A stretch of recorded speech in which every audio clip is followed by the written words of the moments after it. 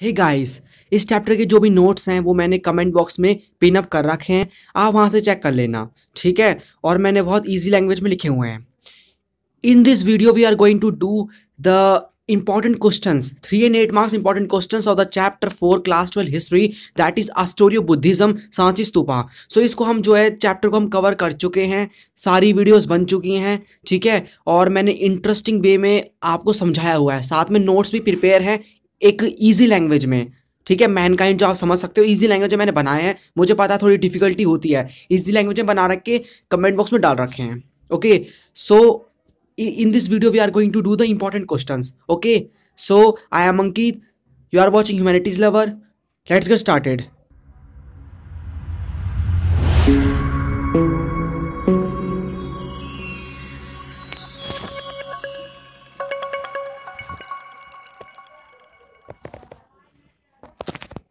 So यहाँ पर जो भी इसके आंसर है वो पॉसिबल तो है नहीं, इसलिए मैंने यहाँ पर जो भी इस चैप्टर का नोट्स बनाए हुए हैं ना, उसी में ही जो है आपको सारे आंसर्स मिल जाएंगे, ठीक है। फिर से मुझे उनको लिखना पड़ेगा और इजी लैंग्वेज में, तो वही नोट्स आप जो है दोबारा से रीड कर लेना और उसी में से जो भी इस क्वेश्चन के जो भी आंसर्स हैं उनको फाइंड कर लेना, इजी लैंग्वेज में मिल जाएंगे, ठीक है। सो यहाँ पर पहले मैं आपको 3 मार्क्स इंपॉर्टेंट क्वेश्चन बताने वाला हूँ। तो यहाँ पर फर्स्ट क्वेश्चन ये है, the first millennium BC is regarded as the turning point in world history, justify.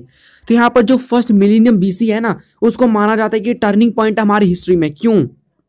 क्योंकि यहाँ पर नए नए थिंकर्स आ रहे थे, जैसे कि इंडिया में आए थे बुद्धिज्म एंड जैनिज्म, ठीक है, मतलब महावीरा एंड गौतम बुद्धा, इसलिए टर्निंग पॉइंट माना जाता है, ठीक है। नए नए रिलीजन इंडिया को मतलब वर्ल्ड को मिले थे। हाईलाइट एनी, सेकंड क्वेश्चन यहाँ पर है, highlight any 2 ideas of Jain philosophy. तो यहाँ पर देखो सिंपल, हमने महावीरा के बारे में और गौतम बुद्धा के बारे में जाना था, ठीक है। तो यहाँ पर पूछ सकते हैं कि महावीरा की टीचिंग्स बताइए, गौतम बुद्धा की टीचिंग्स बताइए। तो यहाँ पर 3 आइडियाज बताने हैं, यानी टीचिंग्स बतानी है जैन फिलॉसफी की। और यहाँ पर थर्ड क्वेश्चन में पूछ रहे हैं, right any 3 teachings of Buddha teachings. यहाँ पर 8 मार्क्स में ही पूछ सकते हैं, तो यहाँ पर एटलीस्ट आपको 7 to 8 टीचिंग्स तो लर्न करके जानी है, ठीक है।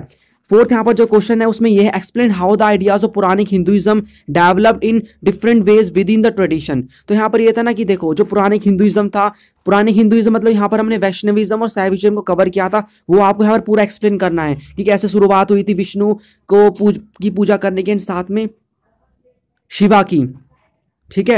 एंड यहाँ पर दूसरे तरीके से पूछ सकते हैं, explain the growth of Puranic Hinduism in form of Vaishnavism Shaivism. तो यहाँ पर सीधा ये पुरानिक हिंदुइज्म दे देंगे और यहाँ पर नाम दे दिया है, लेकिन आपको एक्सप्लेन सेम ही थिंग करनी है दोनों में, मतलब एक ही क्वेश्चन है ये, ठीक है। और कैसे विजुअलाइज हुए थे, कैसे ये मतलब आगे चल के कैसे मतलब लोग इनको विजुअलाइज करते थे कि इनके अवतार ये हैं, उनकी मूर्ति वगैरह, आपको स्कल्पचर्स वगैरह बताने हैं।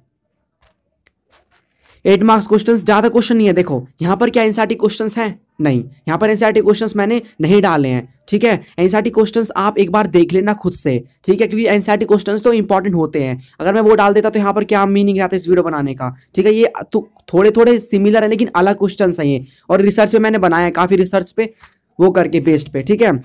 प्रीवियस ईयर सारे इसमें इंक्लूड हैं। ज़्यादा क्वेश्चन इस चैप्टर से पूछते नहीं है, बट 8 मार्क्स का यहाँ से आने के चांसेस ज़्यादा रहते हैं, तो 8 मार्क्स पे ध्यान दे देना। तो यहाँ पर जो फर्स्ट क्वेश्चन 8 मार्क्स का, what is stupa, how and why they build, also explain the structure of stupa. देखो यहाँ पर क्वेश्चन को डिवाइड करना सीखो, स्तूपा क्या होता है, how and why they were build, कैसे और क्यों बनाए जाते थे, उसके बाद आपको स्ट्रक्चर बताना है। तो यहाँ पर फॉर एग्जांपल इसको मान लो 1 मार्क्स में, ठीक है, और इसको भी आप डिवाइड कर सकते हो, how and why they build, ठीक है। और स्ट्रक्चर को 2 मार्क्स में कर लो, 6 और 7 8, 2 मार्क्स में स्तूपा, 8 मार्क्स पूरा हो गया।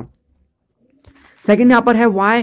देखो यहाँ पर मैंने पूरा बताया था कैसे बनते थे, डोनेशंस के थ्रू। क्यों बनते थे? क्योंकि यहाँ पर जो भी गौतम बुद्ध से रिलेटेड चीजें पाई गई हैं वहां पर स्तूपा बना दिए गए। फॉर एग्जांपल सांची स्तूपा अशोका ने बनवाया था। क्यों? क्योंकि वहां पर जो है कुछ रिमेन्स मिले थे रिलेटेड टू गौतम बुद्धा, ठीक है। स्ट्रक्चर क्या था? स्ट्रक्चर मैंने कवर कराया था, हर्मी का अबॉर्ड ऑफ गॉड शो करती थी, एक जो है अम्ब्रेला होता था, रैलिंग्स होती थी, ठीक है। ये मैंने पूरा कवर करा रखा है। यहाँ पर ये वाला क्वेश्चन काफी बार पूछा जाता है, why Sanchi stupa survive not Amravati, explain in detail. तो आपको क्या करना है, 4 मार्क्स में सांची स्तूपा सर्वाइव क्यों कर पाया और अमरावती क्यों नहीं कर पाया। तो यहाँ पर 4 मार्क्स का ये, 4 मार्क्स का ये हो गया डिवीजन, एक्सप्लेन कर देना।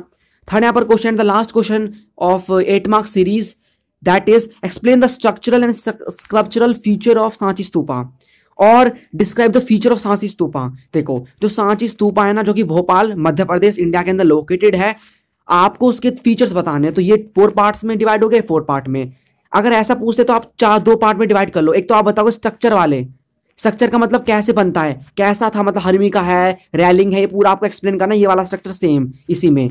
स्कल्पचरल फीचर, देखो मैंने आपको काफी चीज ये कवर कराई थी ना कि वहां पर जो सांची स्तूपा है वहां पर काफी मतलब ऐसी मूर्ति मिली है जो डिफरेंट चीजों को शो करती है। फॉर एग्जाम्पल व्हील मिला है, ठीक है, एम्प्टी सीट मिली है अंडर ट्री। तो ये सारी चीजें डिफरेंट डिफरेंट चीजों को शो करती हैं। ये हमें सांची स्तूपा के पास ही मिली है, वहीं पर ही बनी हुई मिली है जो लोगों ने बनाई थी उस समय। तो वो स्कल्पचर से रिलेटेड हो गए, मूर्ति से रिलेटेड, वो एक्सप्लेन करने 4 मार्क्स